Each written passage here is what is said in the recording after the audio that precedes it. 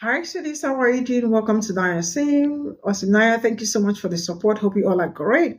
So I came across this video where this man, he is a white man. He's married to a black woman, so he has black kids. So I can also understand his fear and why he is panicking. I do not blame him because people around him also failed him because he talked about how his family also did not do the right thing and how after the election nobody bothered to check up on him and how his family are going to cope knowing that some certain politics were going to affect them and all that. And then he talked about how them are very scared of uh, of um, of black people, most especially because they feel like, man, what if these people had won this election? What would have happened to us? What would have been of us, right? We probably would lose our superiority because you all already know how important that superiority is to them. So they feel like, that superiority is something they have to maintain in order to continue to be relevant.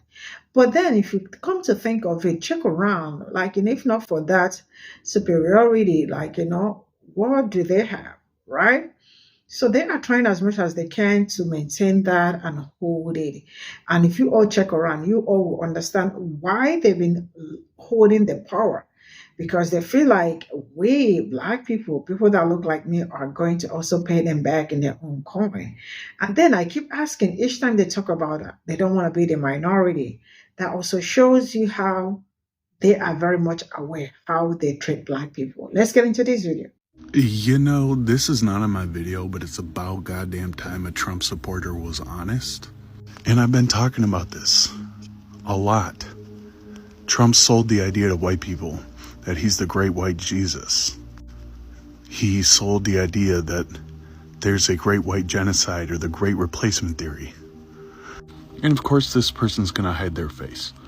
They could be a cop or a lawyer or a doctor or a nurse or a teacher. There's such a deep, irrational, illogical fear that white people's rights are on the chopping block when they fucking never have been for centuries. But Trump is phenomenal at igniting the fear inside of white people that somehow we're gonna become the minority and lose all our rights. Because this person understands that if we become the minority, they believe we will be treated the way they and all other white people treat black indigenous communities of color. And the thing is, Trump's gonna fucking ruin everything while telling white people that voted for him, this is what you need, this is what you wanted, I've got your back.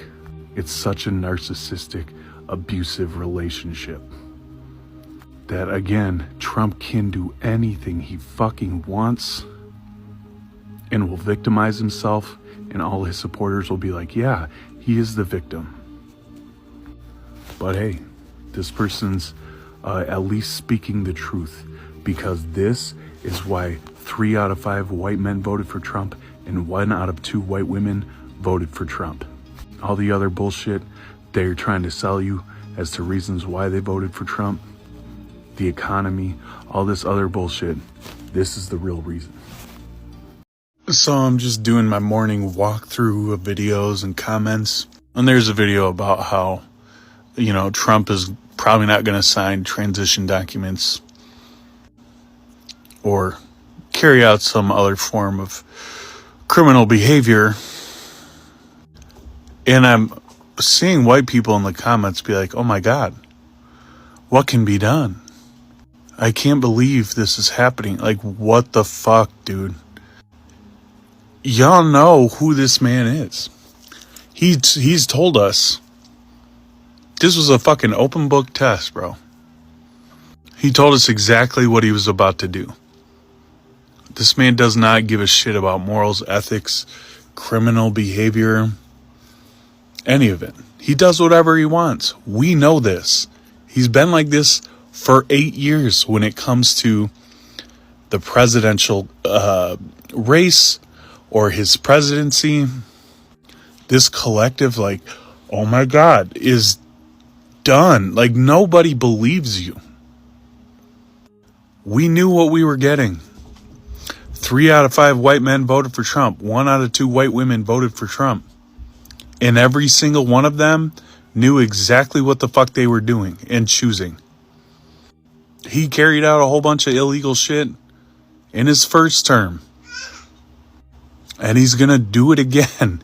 Like, the collective surprise of a lot of white people. Stop. Just stop. Like I said, nobody believes us. Nobody. Because they're watching a bunch of you sit there and be like, what can we do? Is this illegal? Is there any way that this can be overturned? Trump does whatever the fuck Trump wants. And his supporters and half of America does not give a shit. In fact, they support it. They knew he would do illegal shit. They've watched him get 34 felonies and be like, yep, they had flags that said I'm voting for the felon. What do you mean? We knew this is what was going to happen. And Royal Star showed me a video this morning that talked about how the black community chose solidarity in this election. And white people chose their individualism because they thought this is what's best for me. And in turn, collectively voted for fucking white supremacy, knowing exactly what they were voting for because he told us. He ran on pure fear. This idea that white people are going to be replaced, the great replacement theory, the white genocide, all this fake ass bullshit. And a fuckload of white people bought it again. There's no more surprise. Stop being surprised. This is who we are as white people. Because at this point, again, we've been having this massive conversation. Nobody can tell the difference about who voted for Trump and who didn't. If you're white, we automatically look like we did because 3 out of 5 white men voted for Trump. 1 out of 2 white women voted for Trump. The numbers are there. If you're white and you did not vote for Trump, but you're going to holidays with your Trump supporting family, I have some encouragement for you. Because politics are definitely going to come up. And I'm sure you keep hearing, like, silence is not an option. Silence is not an option. My encouragement is hold the mirror up to them. Do it to yourself first, but then hold the mirror up to them, to your family, to your friends. And just to give a real life scenario, like, I had to do this with my family years ago, right? And really kind of lay down what the expectations were for being in the life of my black and brown children and what that looked like as far as seeing their humanity, recognizing that they're not fucking white children being raised in America. So I had to have some hard conversations. This I do know, based on experience, there's going to be a reaction.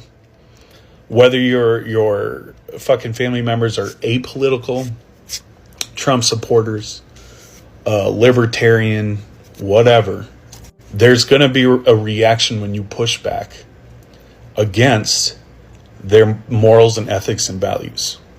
And so holding up a mirror looks like, hey, Mom and Dad, I remember growing up with you, right? And you taught me to love my neighbor as myself. You told me to treat other people the way that I wanted to be treated. Can you explain to me, Mom and Dad, what that looks like when you voted for somebody, right, that is going to go around and is saying he's going to use the U.S. military to round up families, take them out of their houses, and do whatever. And if you're a Christian, I grew up in the church. I'm not there anymore, but if you are, ask them how they can come to terms with worshiping Jesus, a non-white person that was a refugee, and then Ask them how does that morally or ethically inform their voting choices. Bring up the qualities of Christ. Bring up the discussions regarding what being a real Christian looks like, and get their feedback. And a lot of times, and I know so many people right now are like, fuck Trump supporters, I'm not, nothing to do with them. That's why I'm speaking only to white people, right? Because it's easy just to say, fuck the problem, I'm out. And I'm not saying there's not room for nuance, right? Because in some cases, you really, if you're going into a home where you're unsafe because of a specific experience within your life, I get it. But if not, if you're just avoiding hard conversations, nothing is going to change. But we have to have hard conversations. I have to be able to look at you and say, look, I know you voted for Trump. And to me, that's a problem. And I'm going to explain why I feel like this is not the way to go. Sometimes it's just about planting seeds, right? This accelerationist view, this idea that y'all got to fucking change right now, which I did for a long ass time, doesn't always work for other white people. They get defensive, they get mad, they get pushed back. So don't fucking talk to me about politics. I don't care. Sometimes you just have to plant a seed. And sometimes that seed takes a while to grow.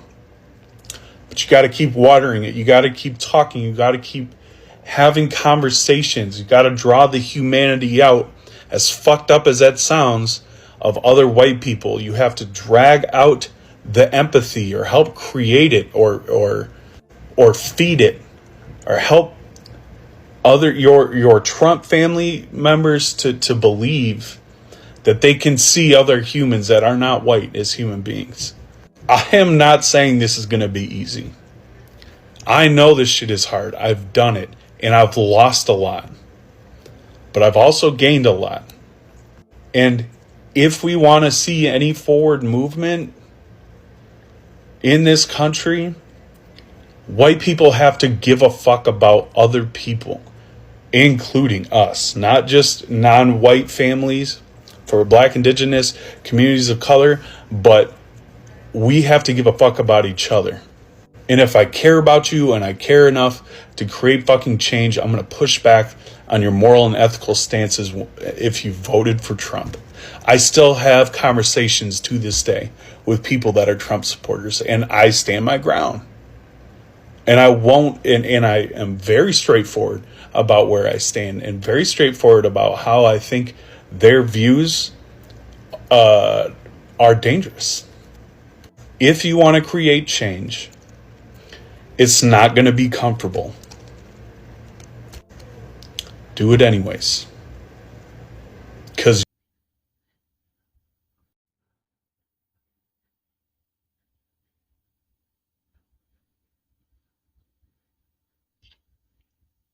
So this is all I got from this video, and all I can say is that you already better be ready, because I am glad that some people are really very scared of being the minority for not just a reason, right? They just wake up and make things up in their head, and then it starts bothering them. I love the fact that they are also bothered, because there is nothing as beautiful as that, knowing that some people feel like, man, what is going to happen to us? Like I keep saying this. If you all watched some of the videos I brought here before the election, you all will definitely understand that that was actually not their number one fear. They were really very scared, because as time goes on, I was hearing some of them saying what is going to happen to our husbands if that woman wins in their work, right? If that woman wins and decides to put black men first, and how would our husbands survive? So it means our husbands are going to, like, have to, our husbands, we have to depend on the black men. So that is actually their major, I think they were really very scared about that. That is their problem, not mine. So they did not care about what it's going to happen to them, maybe how the economy is going to affect them, some policies that will change their lives forever. They did not think about that. They did not have any other person in mind because you all are not important. The only people they got in mind was just their selfish self, which also they do not have themselves in mind. Because if they do have themselves in mind, it means some particular policies will just be dedicated to them straight up. But I don't think there is any policy that is dedicated to anybody at this point in time, aside from the migrants and all that.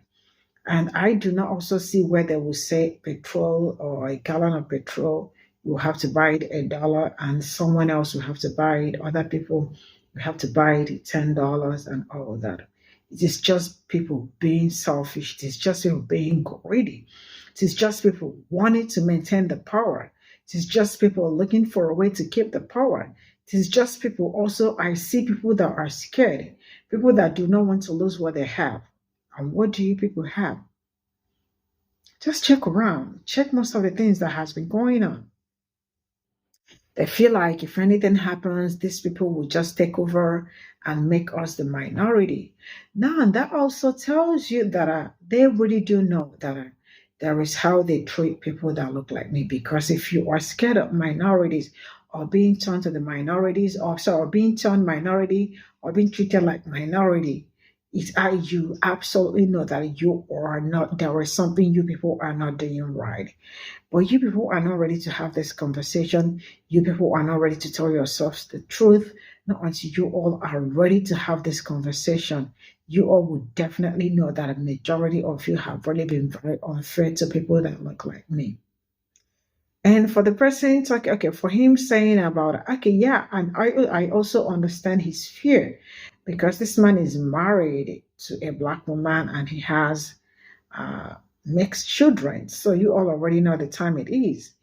And also, some people really do not understand what is going on and how this administration is going to affect them in so many ways. I don't know if I told you people about a story, like I saw it. I refuse to bring it here because that is none of my business. White couple, gay couple, right? They got married. I think they got married in Italy and come back. They are US citizens, come back to US. And the people that flew in for their wedding, their close pals, only for them to find out that they voted for Trump, right? They literally broke down and they were like crying so badly. But yeah, what do you expect? You call them your friends, right? But now you know who your friends are. So for those that are going to throw, I definitely will hear stories. I definitely will see pictures. I don't know what's going to happen this Thanksgiving. Thanksgiving is just like a few days away, and I look forward to seeing their videos because they were the ones that messed things up. See you all in my next video. Bye for now.